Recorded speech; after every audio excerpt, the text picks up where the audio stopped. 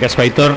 Como andamos un poco justitos de tiempo, vamos a pasar ya directamente a la siguiente ponencia. Al final haremos un coloquio con los tres ponentes de este bloque. Y comentaros que, aunque ya os ha dicho él que pues en la web de Osalan tendremos no solo su ponencia, sino todas las que se van a comentar aquí, y también estarán subidos en YouTube, en el canal YouTube por parte de Osalan, los vídeos de esta jornada. Y sin más, pasamos con Edurne Miranda, que es fiscal delegada de siniestralidad laboral de la Fiscalía Provincial de Vizcaya. Edurne nos va a hablar sobre la responsabilidad penal, los delitos por riesgo y los delitos por daños. Bueno, todo. Gracias. Hola, buenos días a todos.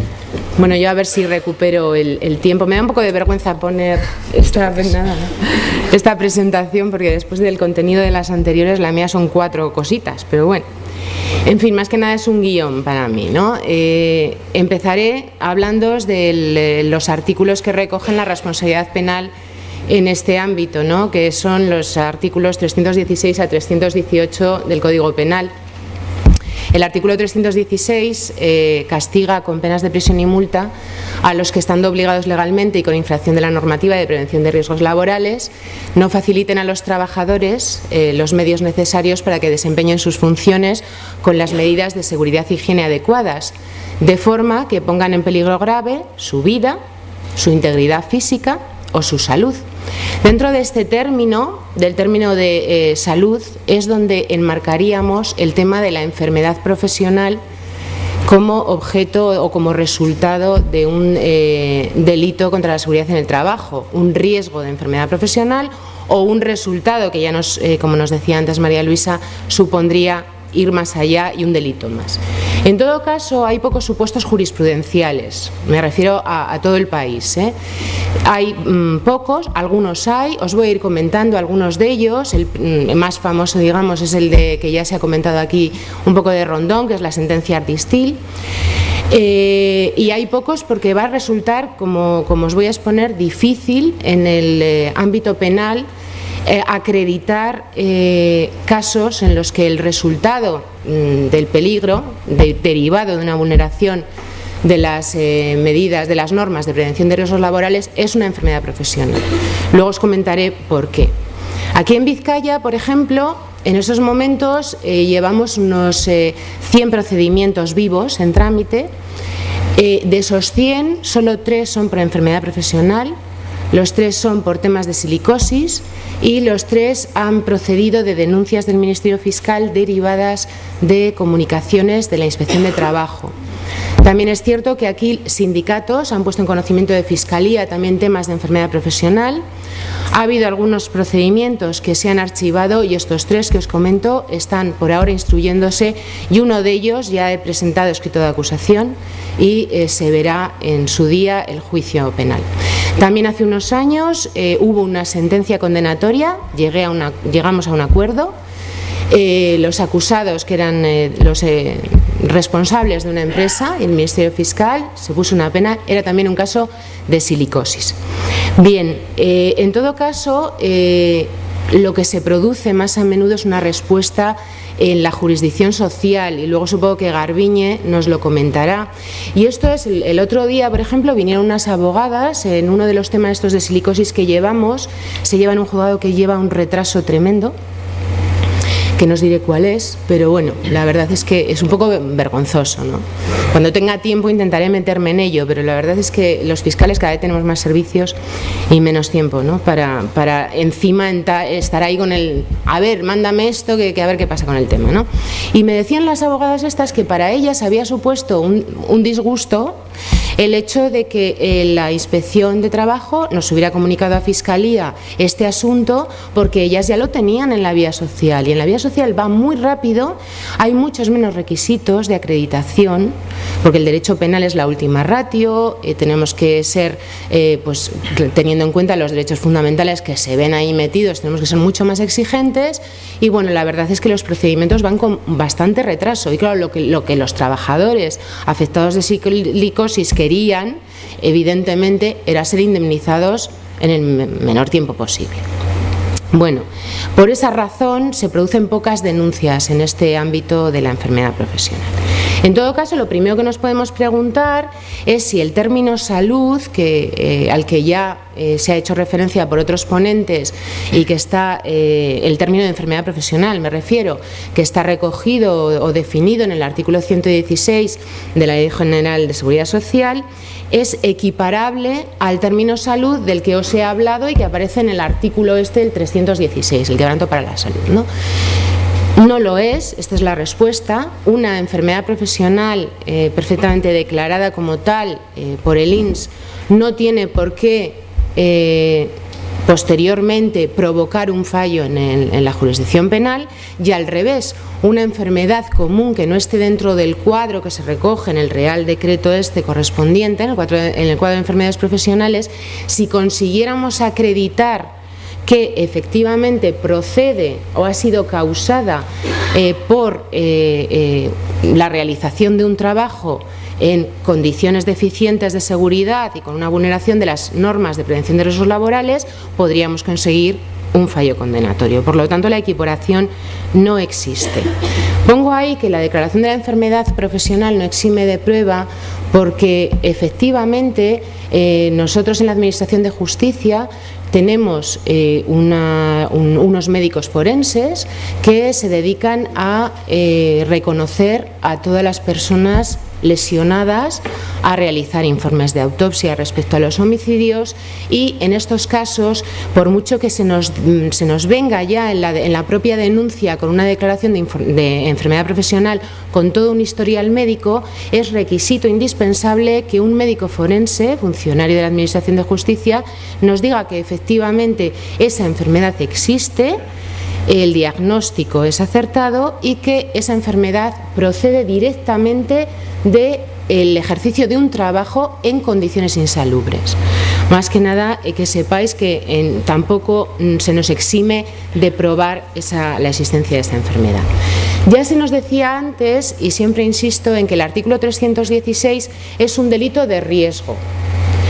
No necesita que se produzca un resultado. Por ejemplo, una de las denuncias que tuvimos, que fue de una técnico de prevención, curiosamente, se trataba de un edificio que se estaba desamiantando en Santurce, y esta técnico entendía que las labores de desamiantado que se estaban haciendo por parte de los trabajadores no se hacían con esas medidas de seguridad tan tremendas, evidentemente, teniendo en cuenta el peligro, que se tienen que desarrollar para realizar este tipo de trabajo. Esta denuncia llega a Fiscalía y en ese caso no había ningún trabajador enfermo, pero evidentemente los hechos podrían ser constitutivos de un delito previsto en el artículo 316.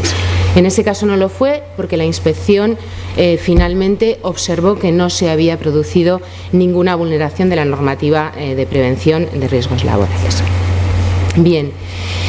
Lo primero que se requiere, y lo dice el propio artículo, es esa infracción de la normativa.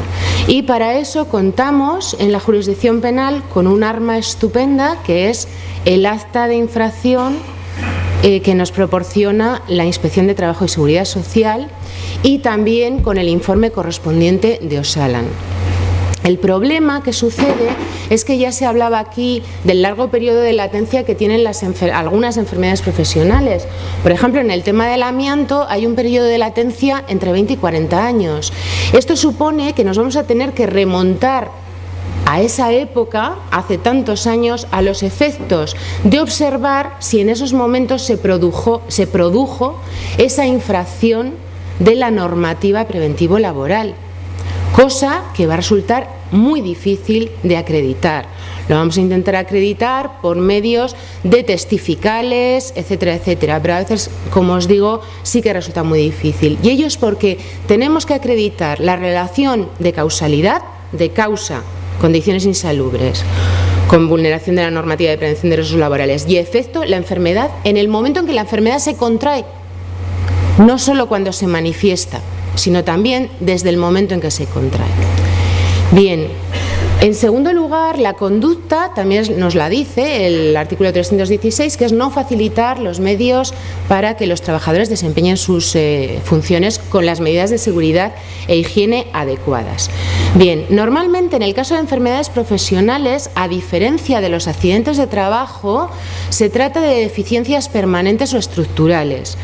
En un accidente de trabajo cabe la posibilidad de que se haya producido la infracción, cabe la posibilidad, es lo más habitual. Por ejemplo, en una obra de construcción. En una obra de construcción no se han puesto la barrera perimetral en ese planta de forjado, el trabajador cae, tenemos un periodo muy concreto en el que se ha producido la infracción. No se ha entregado el arnés de seguridad, el trabajador cae, sufre un accidente. Son momentos puntuales y muy concretados. Y en el caso de las enfermedades profesionales, lo que sucede es que suelen ser defectos que se van desarrollando durante largo tiempo, que suponen, por ejemplo, para el trabajador que durante mucho tiempo, durante su vida laboral, ha tenido que estar inhalando sustancias en el aire o ha estado expuesto a sustancias químicas, etcétera, etcétera. Esta conducta, a pesar de que antes María Luisa nos comentaba, y es cierto, ¿no?, el derecho penal es muy restrictivo, hay una interpretación siempre no extensiva, sino todo lo contrario, ¿no?, de las conductas, porque al fin y al cabo es un derecho pues que es la última ratio, ¿no?, como solemos decir. Bien, aún así, esta conducta de no facilitación de medios se ha interpretado siempre jurisprudencialmente de forma muy amplia y caben muchas conductas ahí, ¿eh? Pero bueno, siempre dentro de un orden, claro. En estos casos de enfermedad profesional puede concretarse esa conducta en, por ejemplo, una falta de entrega de equipos de protección individual, por ejemplo, las mascarillas, o en una falta de medidas de protección colectiva, en defectos, como digo, de metodología de trabajo, pero también cabe que suceda en temas puntuales, como comentaba antes con el accidente de trabajo. Por ejemplo, hay una sentencia condenatoria de la Audiencia Provincial de Baleares que observaba el caso sucedido en un hospital de allí, que había un defecto en un autoclave y a consecuencia de ese defecto, que no se reparó adecuadamente, a pesar de que los trabajadores lo habían advertido, una serie de trabajadores sufren unas afecciones pulmonares por respirar óxido de etileno o algo así.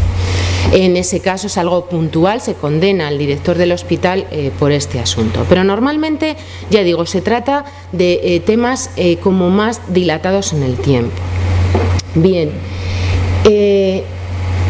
respecto a la actividad social, os quería comentar por un asunto que también lo llevé yo en la Fiscalía de Vizcaya, y es porque hay que tener en cuenta muchos factores también a los efectos de observar si las conductas que tenemos ahí, que tenemos que examinar, merecen un reproche penal, una respuesta penal o no es así. El tema es el siguiente: es muy diferente colocarnos ante una empresa, por ejemplo, que se dedica a labores de desamiantado y que tiene que cumplir con todos los reglamentos estos, que tiene unas medidas de seguridad tremendas, como así debe ser, dado el peligro que supone la inhalación de fibras de amianto.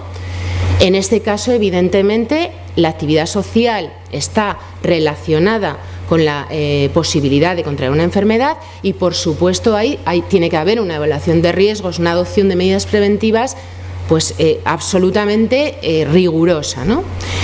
Y merece reproche penal que no se adopten esas medidas preventivas. Pero puede ocurrir, pues todos sabéis que en los años 70 lo del amianto era la panacea, ¿no? Era un material divino de la muerte y se utilizó para todo. Y en construcción muchísimo. La cuestión es que muchos de los edificios que hay aquí mismo, que proceden de aquellos años, contienen amianto. El tema que surge es en un famoso hospital vizcaíno que tiene una ampliación en su construcción en los años 70, se utiliza amianto, que era lo que en aquellos tiempos no se conocía, ¿no?, la malignidad de esta sustancia. Y la cuestión es que esto es un gran hospital que tiene dentro de su personal, que en su inmensa mayoría evidentemente son médicos, enfermeras, celadores, personal facultativo médico, hay una serie de trabajadores que se dedican a labores de reparación, de mantenimiento del propio hospital. Uno de estos trabajadores cayó enfermo y le fue diagnosticado un mesotelioma pleural. Efectivamente se declaró afecto a una enfermedad profesional derivada, pues eso, ¿no?, de una asbestosis, del tema del amianto. Y esta denuncia llega a Fiscalía. Finalmente el tema se sobreseyó con indemnización para el trabajador, previamente, pero claro, el asunto era que no se puede. Hombre, ahí había un defecto, que no se había evaluado esos riesgos del personal de mantenimiento en relación con el amianto, pero no creo yo que merezca el mismo reproche que una actividad directamente relacionada con el contacto con el amianto. Vamos a ver las especialidades en el sujeto activo. También en el derecho penal, el principal responsable en los delitos contra la seguridad en el trabajo es el empresario. Lo dice el artículo 318 del Código Penal, nos dice: cuando esta conducta que hemos dicho la cometa una persona jurídica, los responsables serán, y dice expresamente, los administradores o encargados y encargados de servicio. Bien, los administradores, el empresario. Pero también, como nos decía la inspectora de trabajo, por supuesto, dentro del derecho penal no podemos partir de una posición formal de empresario. Esta misma semana, en uno de los procedimientos que llevo, que no es por enfermedad profesional, que es por un accidente de trabajo, este accidente de trabajo sucede en una empresa que está aquí en Durango, en la zona de Durango, cuyo administrador, según las escrituras, es una corporación muy importante a nivel nacional, y la acusación particular se empeña durante la instrucción de la causa en que se tome declaración en calidad de imputado al presidente de esa corporación, que es un señor muy importante, que vive en Madrid, que tiene 24.000 empleados en la corporación, 3 filiales, etcétera, etcétera. Vamos, se le toma declaración, porque se ha empeñado en la acusación particular, a este señor como imputado. Por supuesto, dice que él tiene un gerente allí, aquí en Durango tiene un gerente en la empresa, y que el gerente sabe, ¿no?, las máquinas que hay en esa empresa, etcétera, etcétera. Bueno, yo solicito el sobreseimiento respecto de este señor, la juez de instrucción asume mi posición, se sobresee, y este tema se va recurrido actualmente a la Audiencia Provincial. Esta misma semana he informado respecto del asunto. Como todos veréis, el derecho es sentido común, y el derecho penal también. Este señor no tiene por qué venir aquí a responder de un delito contra la seguridad en el trabajo. Nosotros tenemos que ver, como dice el Supremo, quién tiene mando de dirección y de ejecución en la empresa, y contra esos nos vamos a dirigir, no solo contra el gerente. Nos vamos a dirigir también contra todos los demás en esa cadena, porque es una responsabilidad en cascada, que tengan responsabilidad. Puede ser el jefe de calidad, o el jefe de recursos humanos, o el jefe de taller, puede ser incluso el encargado, que a mí son los que más pena me dan muchas veces, pero el encargado de la zona también puede venir como autor de un delito contra la seguridad en el trabajo. En el caso de las enfermedades profesionales, normalmente no vamos a ver esta cadena de responsables tanto como en un accidente de trabajo. Nos vamos a dirigir más bien contra lo que es el gerente o administrador de la empresa, porque efectivamente en el tema de las enfermedades profesionales, como decíamos antes, no estamos hablando de un defecto puntual que haya podido controlar un encargado, estamos hablando de toda una política empresarial, una falta de evaluación de riesgos, algo que nos induce a pensar que aquí el principal responsable, y prácticamente el único en muchos casos, es el gerente. En el tema del caso Ardistil, por ejemplo, venía acusado, eran varios empresarios, os cuento muy por encima el tema, ¿no?, por si alguno no lo conoce. Es una sentencia de la Audiencia Provincial de Alicante de 4 de agosto de 2003. Se produce lo siguiente: entre los años 89 y 93 hay un boom en Alicante del tema de la aerografía, es decir, la estampación de tejidos. Eso es, que hasta entonces era tradicional, se hace con pistolas neumáticas. Entonces, en estas pistolas se meten una serie de productos, ligantes y colorantes, se ponen en unas mesas el tejido y se pinta con esas pistolas. Bien. Resulta que hay una serie de empresas que incumplen totalmente la normativa de prevención de riesgos laborales. La principal, la que ya es algo terriblemente burdo, actuaba de forma clandestina y bueno, aquello debía ser como entrabas ahí, igual veías como la seta de la bomba atómica, porque debía ser tremendo. Se llamaba Ardistil y de ahí viene no solo el título que le damos siempre los juristas a esta sentencia, sino el nombre de la enfermedad profesional, síndrome Ardistil o neumopatía intersticial difusa. Bien, bueno, en estos casos, para limpiar las pistolas se utilizaba una sustancia química que creo que se llama tricloroetano o algo así, que no se podía utilizar en esta limpieza, que venía con la típica calaverita esta, ¿no?, el pictograma, como un producto muy peligroso, ¿no? Esto liberaba una serie de gases en la atmósfera que afectaban directamente a las vías respiratorias. Bueno, en estas empresas además no había, por supuesto, ventilación, no había aspiración sobre las mesas localizada, se encendían estufas de todo tipo por el frío que hacían los pabellones, los trabajadores fumaban, que también se dice en la sentencia. Se utilizaban unas planchas transfer también que producían calor, total, que aquello era una nube tóxica tremenda. La cuestión es que no solo fueron varios los empresarios acusados y se les condenó. En el caso de la empresa Ardistil venía acusada no solo la señora en cuestión, a la que le cayó una pena solo por el delito de imprudencia de 6 años y 1 día de prisión, más luego una pena mucho más leve por el delito contra la seguridad en el trabajo, venía acusado también un encargado.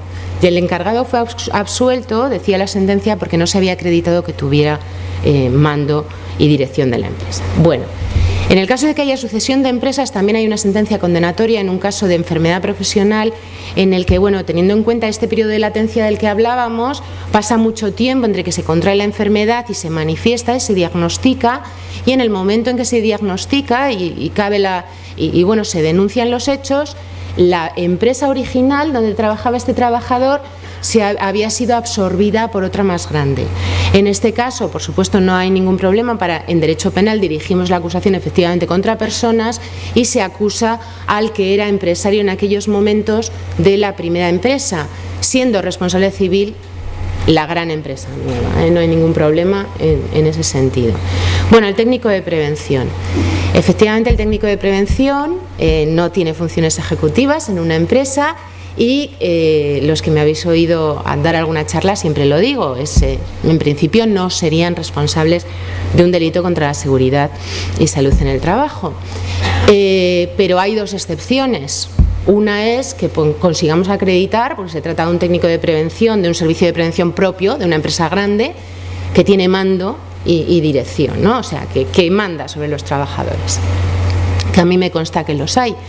En este caso, si yo consiguiera como acusación acreditar que ese señor efectivamente manda en la empresa, dirige el aspecto de prevención, podría perfectamente acusarle porque sería un encargado del servicio, un delegado del empresario, aparte del empresario.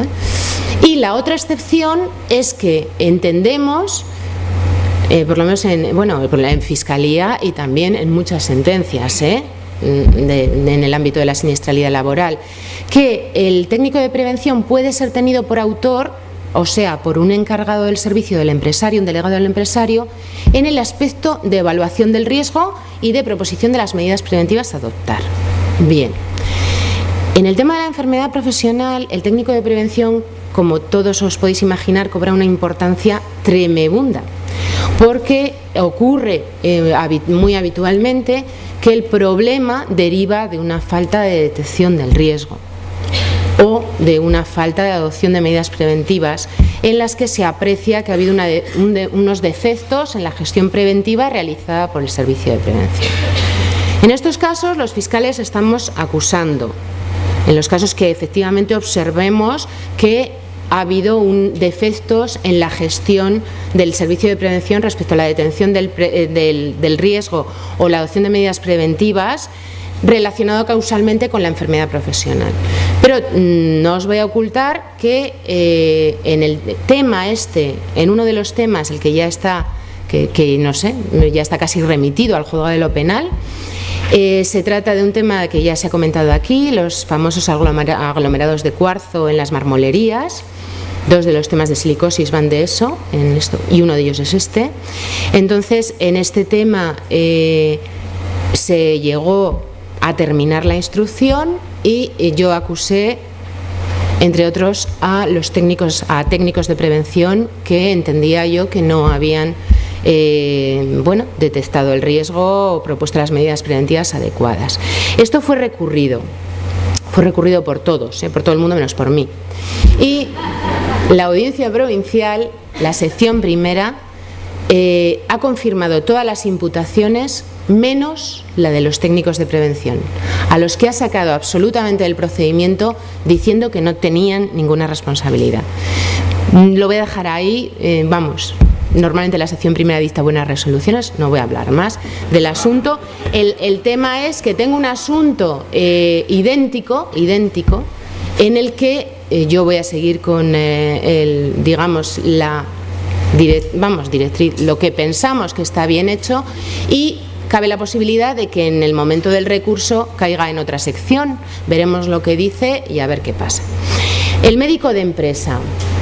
Bien, hay una sentencia buenísima, muy buena, por si a alguien le interesa el derecho, la recomiendo. Es absolutoria, que no penséis que solo me gustan las condenas. Es una sentencia absolutoria muy bien fundamentada, relacionada con un tema de amianto. También es de Alicante, pero es de un juzgado de lo penal y es de fecha, no sé si antes he dicho bien esta es de 4 de agosto, creo recordar, de 2006. En este caso se trata de una fábrica de fibrocemento que abre también en la zona de Alicante, en San Vicente de Raspuig o algo así, en los años 50. Entonces, para elaborar el cemento, es una gran empresa, para elaborar el cemento utilizan cemento, agua y amianto, que como os digo en aquellos tiempos era tope bueno. Bueno, la cuestión es que en el momento en que esto llega al juzgado de lo penal, se lleva por un delito contra la seguridad en el trabajo, 8 delitos de homicidio imprudente porque mueren 8 trabajadores y 30 delitos de lesiones imprudentes graves del 152 porque 30 de esos trabajadores están gravemente enfermos debido a temas del asbesto. Bien, en esta acusación que se le presenta al juzgado de lo penal, no solo se acusa al empresario, sino que se acusa a varios médicos de la empresa. Eran médicos de empresa que habían estado desarrollando su labor en esta cementera. Bien, a este respecto, la sentencia absolutoria respecto de los médicos, aparte de decir que no incurren en ninguna imprudencia, pero además habla de la relación de causalidad y dice que es que no existe, y no existe por lo siguiente: la enfermedad, el mesotelioma pleural, por ejemplo, que es la manifestación más grave, ¿no?, de los temas relacionados, de las enfermedades relacionadas con el amianto, es una enfermedad que, como digo, tiene un periodo de latencia muy largo, como sabemos, entre 20 y 40 años, que es indetectable hasta que se manifiesta. Solo se puede detectar mediante una biopsia pulmonar. Evidentemente, ninguna empresa que se precie va a dedicarse a hacer biopsias pulmonares a sus trabajadores. Total, en el momento en que se diagnostica, ya tenemos, ¿no?, al enfermo. Pues que además no tiene tratamiento esta enfermedad, desgraciadamente. Entonces decía el juez: ¿cómo voy a condenar yo a un médico si, aunque hubiera hecho todo tipo de pruebas, excepto una biopsia pulmonar, que es algo que no se le puede pedir, ¿no?, no habría podido detectar la enfermedad? No hay una relación de causalidad entre la conducta del médico y el resultado. Bien. En todo caso, también hay que tener en cuenta, por ejemplo, respecto a los médicos de mutuas, que ellos suelen hacer las pruebas que les sirven en protocolos realizados por parte de la sección de responsables del área médica de los servicios de prevención. Así que también sería dudoso poder imputarles un delito en este sentido. Bien, los fabricantes, distribuidores y suministradores. Ya se nos ha hablado también por María Luisa de este tema. El artículo 41 de la Ley de Prevención de Riesgos Laborales establece una serie de obligaciones para fabricantes, suministradores y distribuidores, en el sentido de asegurar que los productos y sustancias que suministran bueno, pues que no supongan un peligro para los trabajadores. Tienen obligaciones de envasar y etiquetar los productos a los efectos de que se pueda conocer su contenido y los riesgos, tienen obligaciones de suministrarlos de forma correcta para su manipulación y bueno, proporcionar toda la información relativa a la peligrosidad que pueden tener, ¿no?, esos productos. Bien,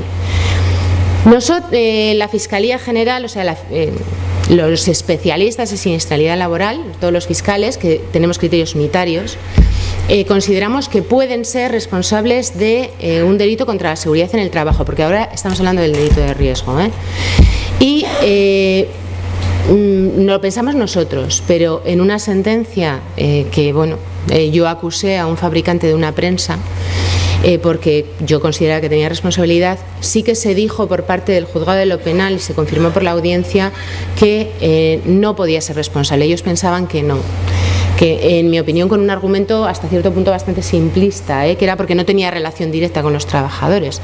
Bueno, se puede entender que es un encargado del servicio en ese caso. Es dudoso. En todo caso, el asunto que os he comentado de los aglomerados estos famosos que todos tenemos en la cocina y todo esto, en este asunto no solo venían acusados los técnicos de prevención, sino también los empresarios de la marmolería y también acusados venían un fabricante y un suministrador. Son dos sustancias las que se ha acreditado que son peligrosas en su manipulación. Están el fabricante y el suministrador. Por supuesto, esto también recurrieron, ¿cómo no? De hecho, el fabricante no hacía más que recurrir, cada vez que tosía la juez recurría. La cuestión es que la sección primera, en su auto, ha confirmado la imputación, tanto por el delito contra la seguridad en el trabajo como por los delitos de lesiones imprudentes. Ya veremos en el momento del juicio lo que pasa en la correspondiente sentencia.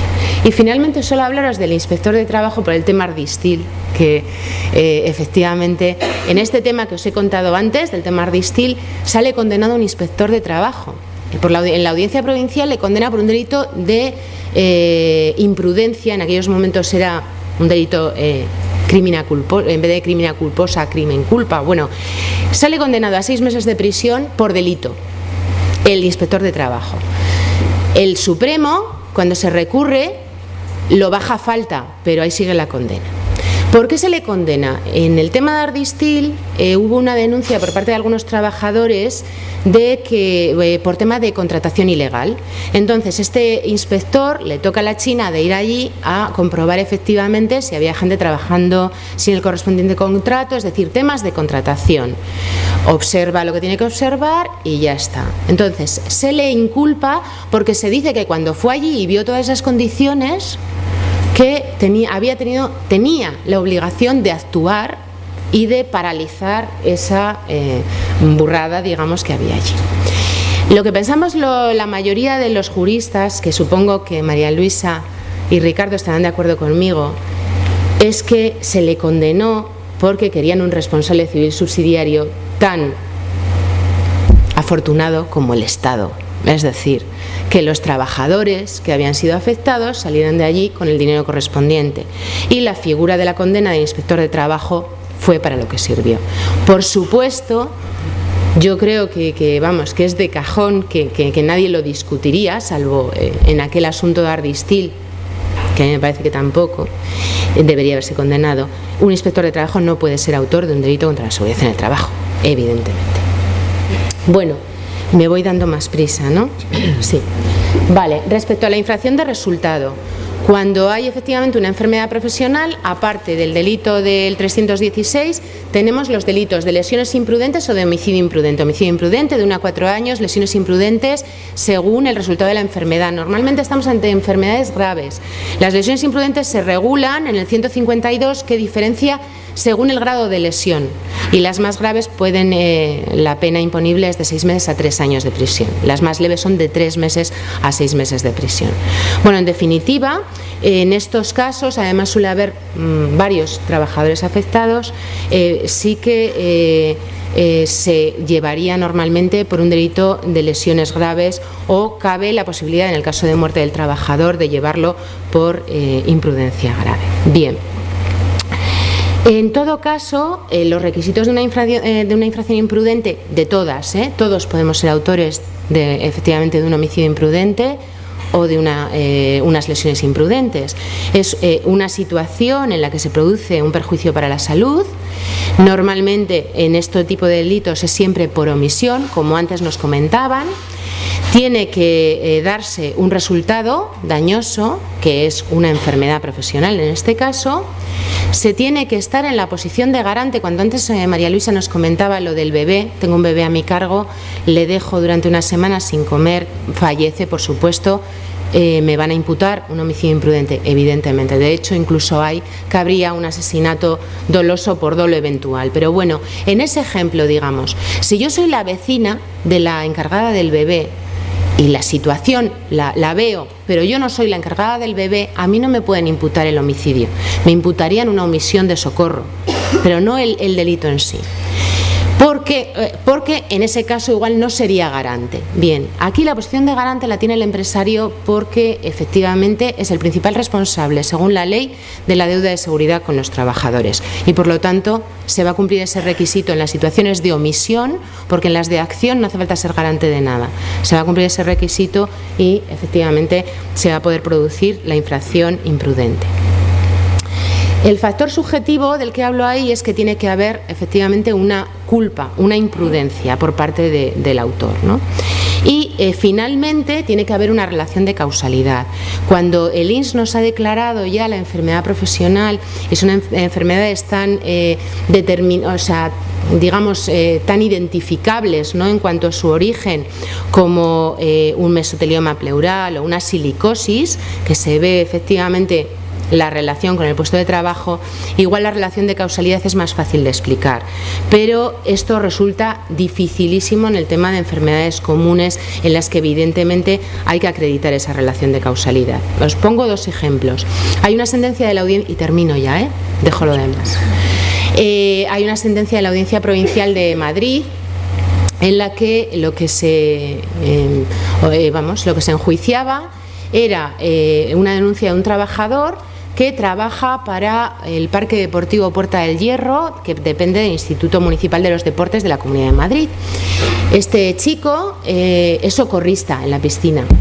Y pues llega un momento, lleva unos años yendo a todas las campañas de la piscina esta municipal, que tiene una enfermedad en la piel y va a hablar con el director. Y el director le dice: mira, es que me ha salido aquí algo y tal. Y el director le dice: bueno, pues ya veremos. La cuestión es que a la siguiente campaña de verano le vuelven a llamar.